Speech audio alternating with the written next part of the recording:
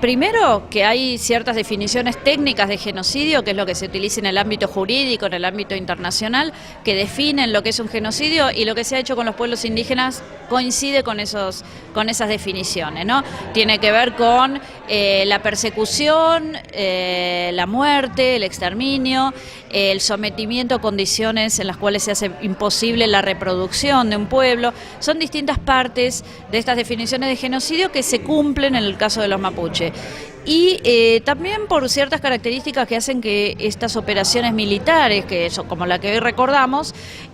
no pueden ser consideradas una guerra, porque no hay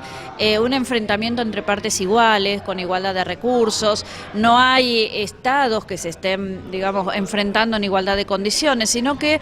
las campañas, la llamada campaña del desierto, fue sobre todo una avanzada de un ejército armado y con una estrategia pensada sobre población civil. Hoy estuvimos recordando justamente un montón de casos contados por los mismos militares de cómo avanzaban sobre familias desarmadas a la noche, que estaban durmiendo, cómo las tomaban prisioneras, y después ese tomar prisioneras a mujeres y niños, por ejemplo, se utilizaba para obligar a los varones, a los loncos, a los cona, a que se rindan, y cómo después con estas familias se hizo un comercio, se los entregó como esclavos a trabajar en las ciudades.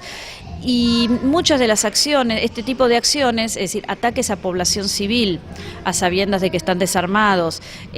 trata de personas, que se hizo con los prisioneros, sobre todo mujeres y niños, están incluidas dentro de los crímenes por genocidio que se han juzgado en casos, en otros casos en el mundo, ¿no? En el caso de los nazis, en el caso de Ruanda, en el caso de hace poco la guerra de los Balcanes, se ha juzgado como crímenes de guerra estas mismas acciones. Es decir, que son acciones que van más allá de lo que es tolerable incluso en una guerra. Y sin embargo, estas acciones fueron cometidas por gente que hoy en día tiene estatuas, su nombre en avenidas, en calles, en ciudades, ¿no? Entonces sobre esto hay que trabajar, porque en la medida en que se identifique como próceres a los genocidas, se hace muy difícil pretender que se empiece a escribir otra historia. Entonces, bueno, hay que seguir hablando de lo que pasó y mostrar cómo fueron las cosas, ¿no? Y con los mismos documentos que producían esta misma gente. Bueno, por último, ¿qué reflexión se puede compartir con la sociedad a 140 años de la mal llamada campaña del desierto y pensando que estamos situados en el siglo XXI? Bueno, que hay que trabajar para que no se vuelvan a producir estas cosas, cuando vemos que hay persecución contra los pueblos originarios, sobre también otros sectores populares,